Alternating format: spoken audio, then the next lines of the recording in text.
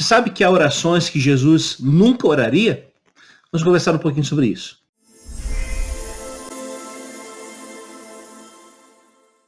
Quando o cristianismo surgiu, uma grande dificuldade e um desafio, na verdade, para os cristãos foi pensar sobre o Antigo Testamento. Afinal de contas, o Antigo Testamento, por ser uma produção do judaísmo, não seria ele mesmo, então, uma produção anticristã, ou pelo menos distante do cristianismo? Nos primeiros séculos da igreja, a grande preocupação foi exatamente essa: como conciliar o Antigo Testamento com a revelação dada em Jesus. E os cristãos encontraram um critério para fazer isso, que tornou-se o critério hermenêutico principal da lógica do Evangelho e da própria escrita do Novo Testamento. O critério foi o seguinte: Jesus de Nazaré é, ele mesmo, o critério de interpretação do próprio texto bíblico. Em outras palavras, a palavra encarnada, que é Jesus, tornou-se critério de leitura da palavra escrita, que é a Bíblia.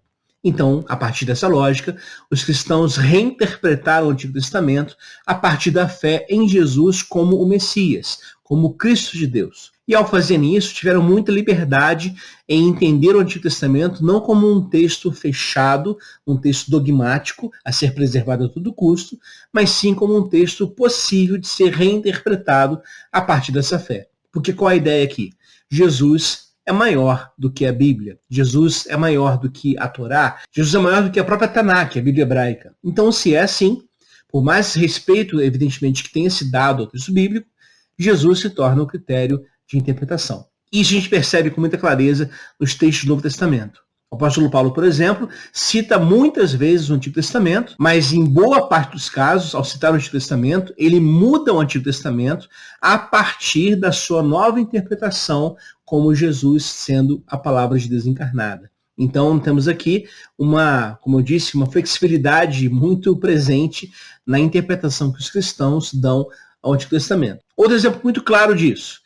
Imagine aqui o texto de Isaías 61. É um texto muito belo que diz o seguinte: o Espírito do Senhor Deus está sobre mim, porque o Senhor me ungiu para pregar boas novas aos pobres, enviou-me a curar os quebrantados de coração e proclamar libertação aos cativos e a pôr em liberdade os algemados, a pregoar o ano aceitável do Senhor e o dia da vingança do nosso Deus. Esse texto é muito belo e revela uma expectativa messiânica muito presente na história de Israel, na própria teologia judaica, que é a ideia de que quando Deus viesse, ele iria restaurar o povo, certamente, mas também teria o seu grande dia, o dia do Senhor.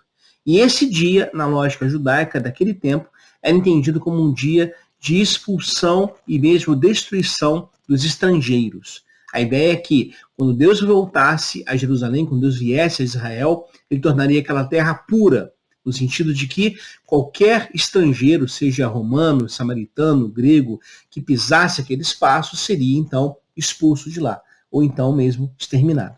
Essa é a ideia do dia da vingança do nosso Deus. Pois bem, encontramos agora o Novo Testamento. Lucas está escrevendo sobre Jesus e diz que ele entrou numa sinagoga em Nazaré.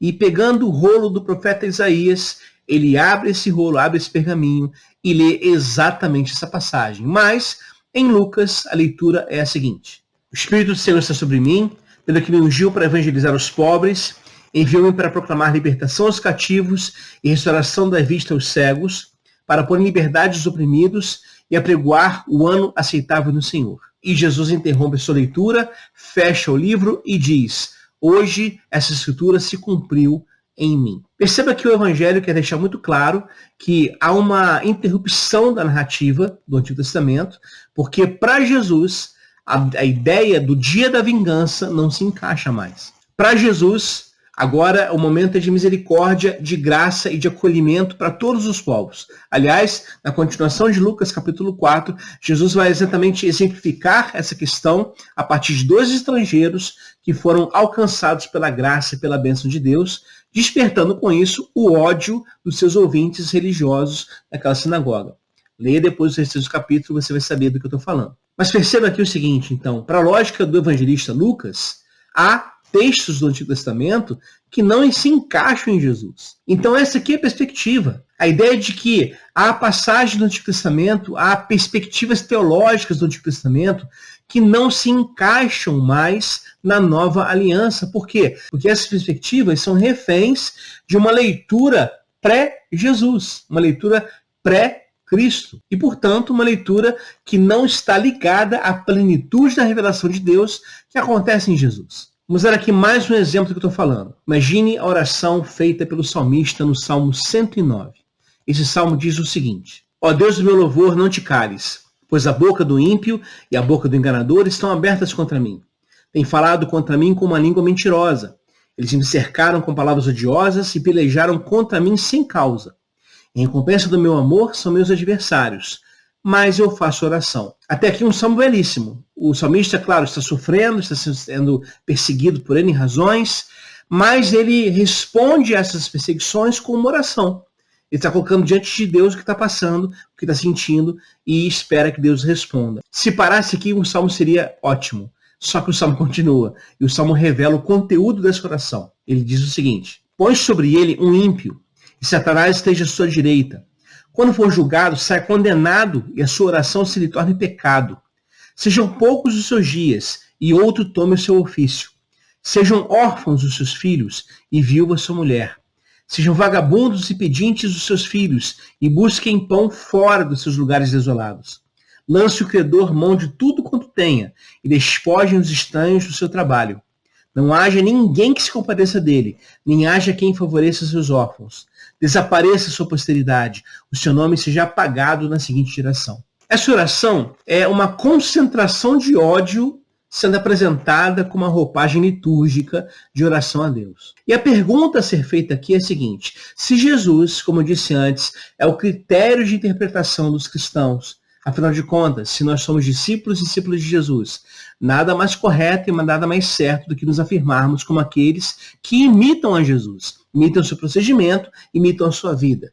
Se é assim, se for desse jeito, então há orações que, se não couberem na boca de Jesus, não podem estar também na nossa boca. Então, se é assim, vale perguntar novamente: essa oração que acabamos de ler, do Salmo 109, ela estaria na boca de Jesus? Jesus falaria essas palavras? A resposta, evidentemente, é não. E se esse tipo de oração, que odeia em nome de Deus, não está na boca de Jesus, então a pergunta é: por que estaria na nossa boca? Por que estaria no nosso coração? Porque nós viveríamos, então, uma vida de ódio mal disfarçado por um suposto amor a Deus e à doutrina. Que eu garanto a vocês, o pior tipo de ódio é aquele que surge de quem odeia em nome do amor. É aquele que odeia em nome da doutrina. Daquele que odeia em nome da preservação dos bons costumes. O ódio dessa pessoa é tão pleno porque ele acontece por razões religiosas. E como dizia lá C.S. Lewis, de todos os homens maus, o religioso é o pior deles. Porque o que ele faz com critérios, com perspectivas e com justificativas de relação com Deus, de amor a Deus e qualquer outra coisa. E, gente, olhando ao redor na Igreja Evangélica Brasileira, é claro que há sempre as exceções, há sempre aquele grupo de pastores e pastoras que são sérios, comprometidos com a lógica do reino, comprometidos com Jesus de Nazaré, que vivem em suas vidas a mesma perspectiva de amor e de simplicidade do próprio Cristo. Isso existe de fato.